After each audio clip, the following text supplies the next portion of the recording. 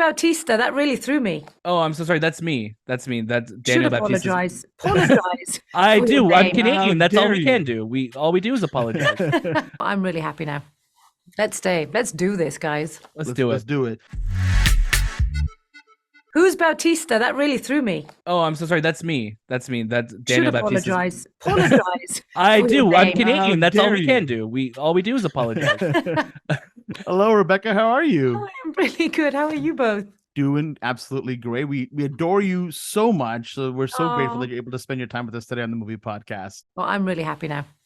Let's stay. Let's do this, guys. Let's do Let's it. do it. So we got to start off with your character right away in this show. First of all, your character is super badass, like absolutely one of the most badass characters I've seen in a very, very long time. So I got to ask, how familiar were you with this original story, and how much were you allowed to bring yourself into the character? So I didn't know about Hugh Howey's books. I was offered the script and I read them, and she came to life. I mean, it was so well written by Graham and the writers team from the books. And then after conversations about things, little small changes here and there, I realized that the flexibility of my voice was being really embraced. And I loved that. And they offered the possibility of executive producing.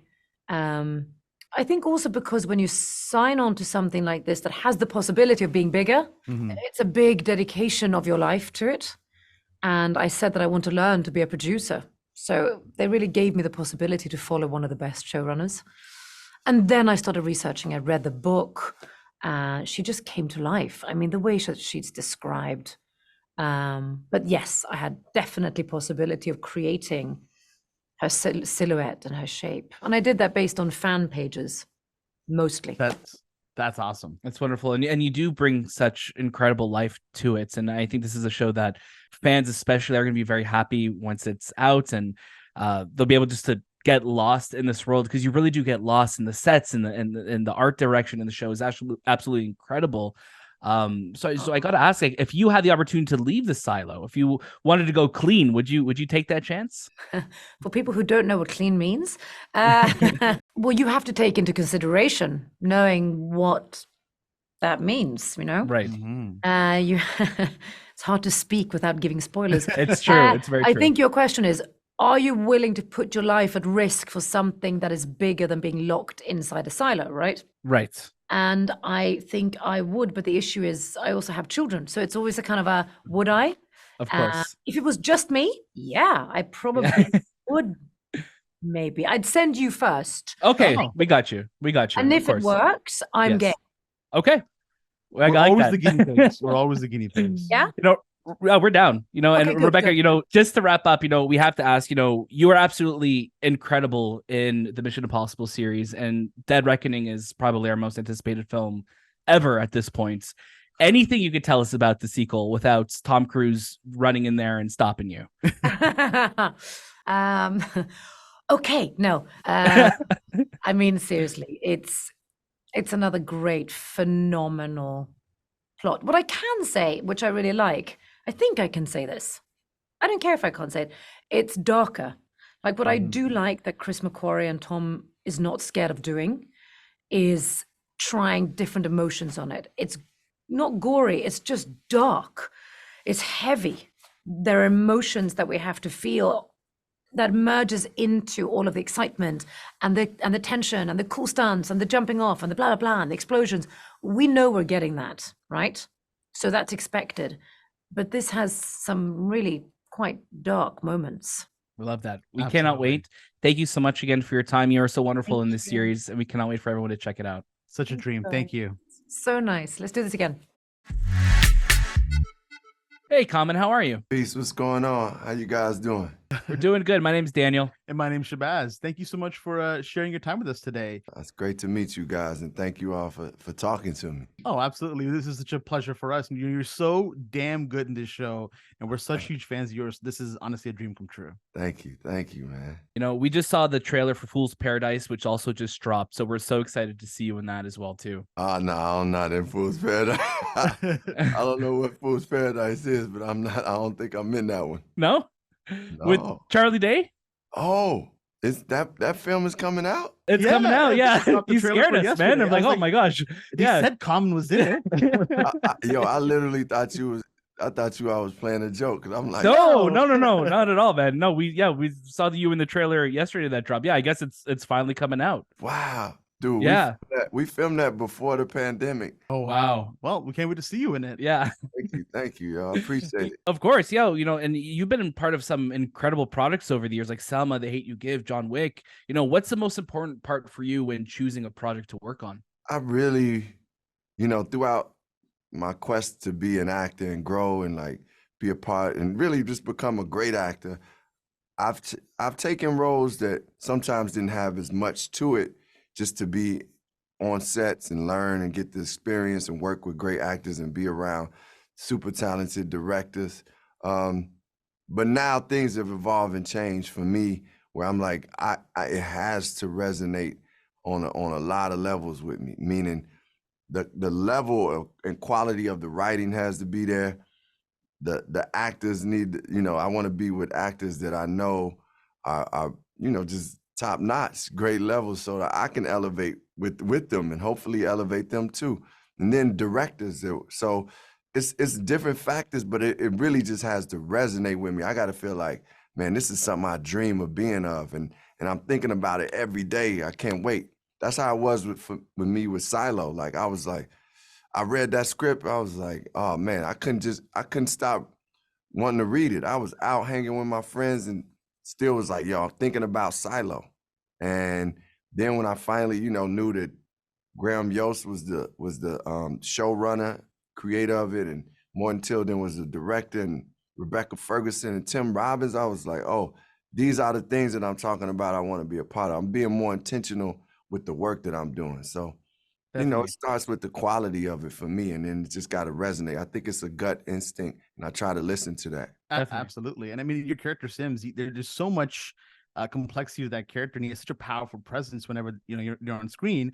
How much were you able to bring yourself to the character to make him your own? Yeah, well, I've been told by acting teachers that you always bring some elements of yourself to each character. But I will say Sims thinks somewhat different than me, because I'm not like oh, everything the government says, let's follow like type of guy, or I'm not the guy that's enforcing the what the government is about. And Sims is truly a believer in like, hey, we got to do what we need to do to enforce the rules of the pact and enforce these laws of what need to be done in the silo.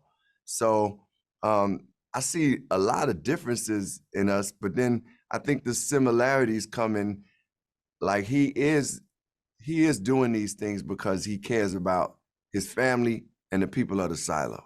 He really does care about them. So I'm a man of the people, and of course I love my family. So I do find us similarities there.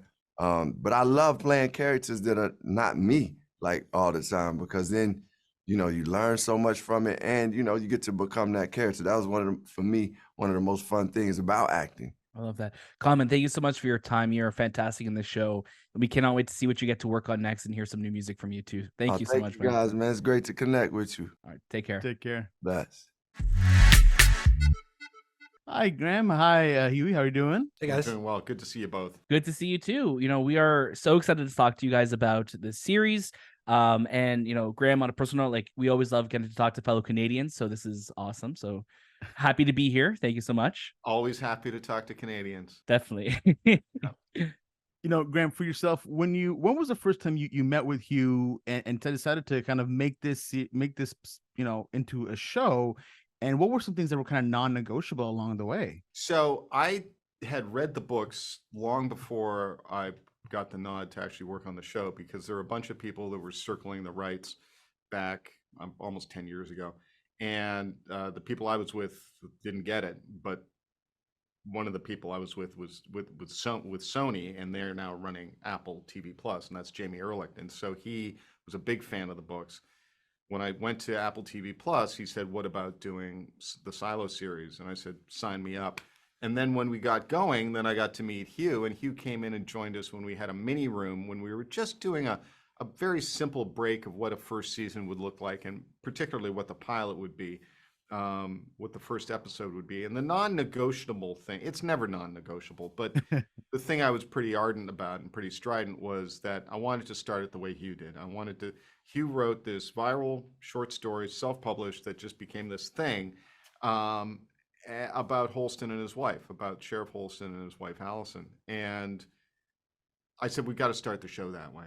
And there was a little bit of hemming and hawing, but not much, because Jamie Ehrlich was a fan of the books. So he understood that, yeah, that's the way you start it, because that's the way Hugh started it. I love that. And Hugh, for yourself, seeing this show now realized from the work that you created, what has it meant to you to now, have seen the show, have seen the trailers coming out, and seen this fan reaction to, that this is now a reality. This is now another, branch of the Silo world for you. Because the internet is a buzz. Yeah. I know, it's insane how much I can't even imagine what it's going to be like when the show's out and people are watching it. I am just so I owe so much to the readers who've made this book a success and have been with me from the beginning. I've had a really direct connection with them from early days, and I feel like this is such a gift to give back to them. I mean, they've done so much to make this the worldwide success it's been. And they've been asking me for 10 years, when do we get to see an adaptation? And finally, satisfying that demand. I feel like, I've had almost nothing to do with the production like these guys have, but I feel like a proud parent that we've given birth to this beautiful thing, and we get to give it out to the village of people who made it possible. Definitely. And I guess knowing what both of you know about the world of Silo, if you had the chance to leave, would you guys take that chance to leave the world? We that joke, silo? it's like we always say, like, would you clean? No, I wouldn't clean. Yeah. If you went through the experience that they went through, it's I think you'd go out. I mean, but it's such an interesting thing that Hugh built, which is if you want to go out, fine, you can go out, but you're gonna die. So okay, I know it's tough living in here. You want to see the outside world, but that's the trade-off. I think I would stay. I think I'd probably stay, because I'd probably have fallen in love, I hope, and had kids, and was That's a stretch. That's no, that's out of my real life, okay, Hugh, kind of. No, but you that's one of the things I loved about the books, is it's just this real life. And the thing that attracted me was that it's not on a spaceship, it's not in some weird planet or anything. It's just, unless it is, but it's they look like us, they dress like us, they talk like us, they bitch about their boss, and they get in a fight with their spouse, and and then they get joyful about their children, and just they're human beings, but they live in an underground silo, and they don't know who built it or when or why. And Right. I'm in. Well, that's amazing. And, we cannot wait for everyone to kind of watch this show and see it. So Graham and Hugh, thank you so much again for your time. We're so Thank excited you, for it to come Canada. out. Thank you, guys. Thank you.